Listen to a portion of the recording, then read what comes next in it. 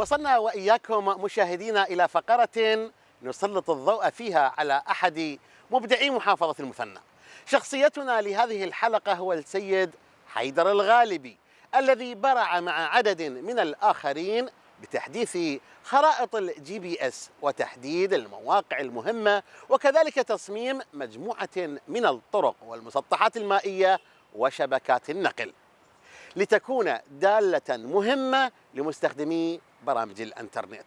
لنتعرف أكثر على شخصية الحلقة من خلال هذه الوقفة. نظام الGPS اللي هو نظام الملاحة الأرضي، كثير من المستخدمين والناس تستخدمونه عن طريق الموبايل، التعرف والاستدلال على الأماكن، السفر عبر الطائرات أو السيارات، شلون يعني هاي الأماكن أو الطرق اللي موجودة أو الأنهار أو المباني شلون انوضعت على الخريطة.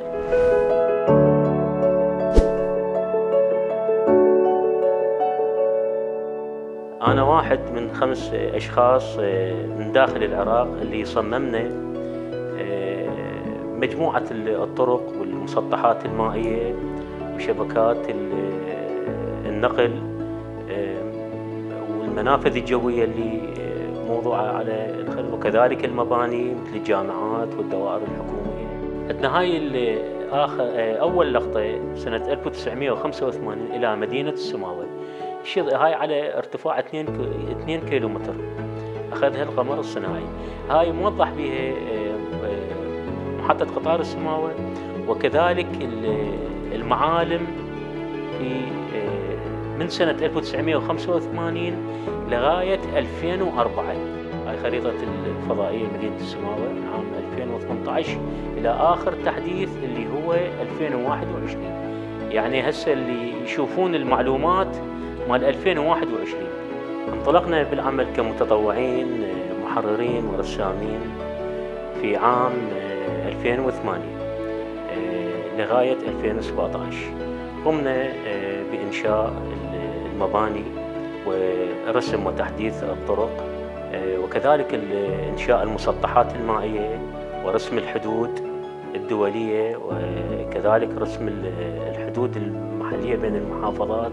اشتغلناها عن طريق وسائل وفرتها شركة جوجل. استخدمنا هاي الوسائل في التحرير والرسم والتصميم لغاية عام 2017 إلى أن قامت الشركة بعدم التعامل مع الأشخاص، واختزلت المسألة على التعامل مع الحكومات والمؤسسات الرسمية. هنا منطقة قضاء سوق الشيوخ.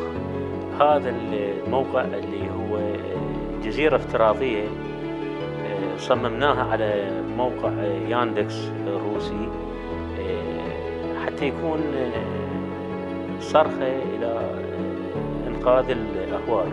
فهذا المجسم اللي ناقله أنا بالتصميم منطقة أهوار العراق في منطقة الجبايش.